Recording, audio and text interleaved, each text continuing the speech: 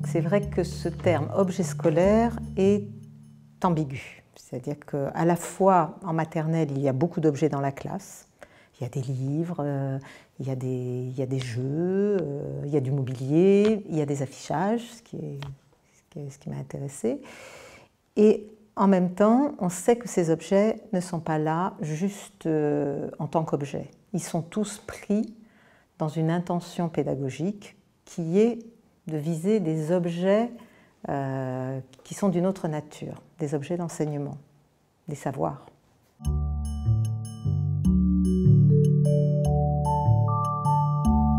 Pour moi, c'est l'enjeu fondamental des apprentissages premiers parce que, immergés dans l'environnement de la classe, les élèves vont construire une signification de ces objets en fonction du cadre de référence, d'un cadre de référence différent. Certains vont n'y voir que les objets du monde réel, des tables, des livres, des jeux, des jouets, des images. Et d'autres vont comprendre qu'à partir de ces objets, ou derrière ces objets, ou sur ces objets, il y a du savoir à construire, du savoir à s'approprier, du savoir qui est transmis, qui est déguisé, qui est habillé.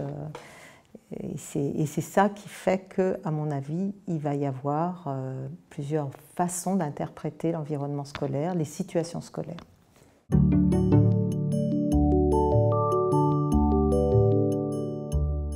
Pour s'intéresser à l'interprétation que font les élèves de ces objets scolaires, moi j'ai mené une recherche uniquement sur un de ces objets qui m'a paru intéressant, l'affichage didactique. Donc j'ai fait le choix de m'intéresser à ces objets qui sont dans la classe, qui se généralisent dès les plus petites classes, qui environnent les enfants dès les plus petites classes, qui semblent se standardiser, parce que ce n'est pas parce qu'on est chez les petits qu'il y a des affichages différents de chez les grands. Et bien souvent, on retrouve des affichages communs à la petite, la moyenne et la grande section, et qui semblent aussi se banaliser.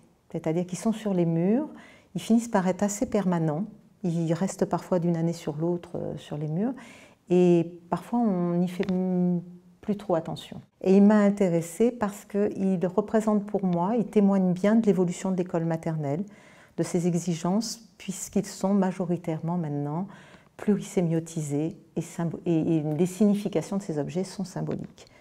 Donc on demande à l'enfant de comprendre des choses qu'on ne lui demandait pas d'antan et autrefois. Et donc de ce fait, ça me paraît être intéressant d'étudier cet objet et surtout de voir comment les élèves parviennent à les interpréter.